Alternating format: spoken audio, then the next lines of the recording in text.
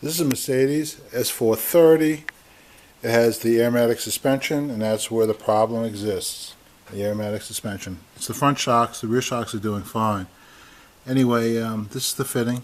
If the fitting is like this, then most likely this repair will work for you. Anyway, so what happened was this side was leaning down more than the other side. And when I did the soap test, I used 50% Dawn, 50% water.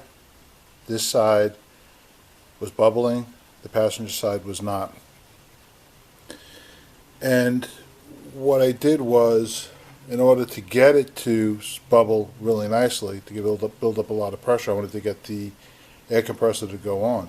So what I did was I removed this side and released all the air. And when I released this side, the other side dropped too.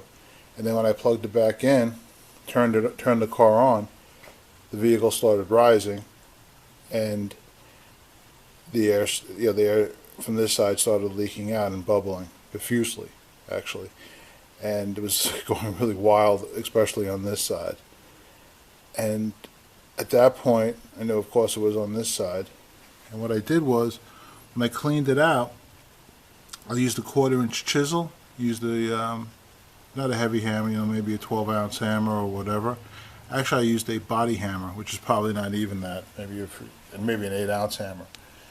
Anyway, so I removed everything. Just be a little bit careful with the stem over here. It's pretty thick, it's on the thick side, but still be careful. And then with the chisel, I would say I removed about 99% of the debris, maybe even more. And I just used the emery cloth to basically scuff it up and clean the fitting. I also cleaned underneath, basically just make a strip, grab it on each side with 2 hands, and just go back and forth and get the underside of the fitting to look basically the same way the fitting does on the top side.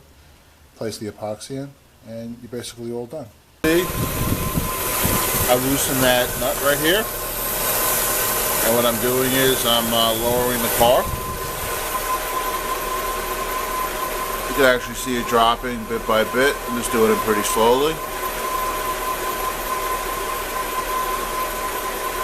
I'm just doing this on purpose.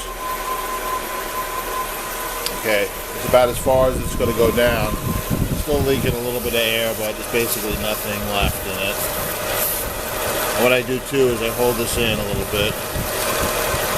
I'm supposed to use 2 hands, but you know what I mean? You get that in snug when you're tightening it again. You want to do that and make sure.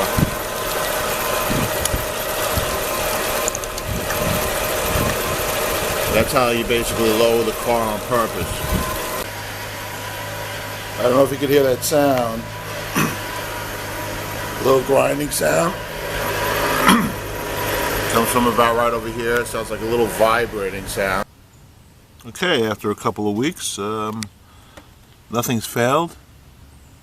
Everything looks pretty good. Let me go to the other side, show you what the epoxy looks like on the other side.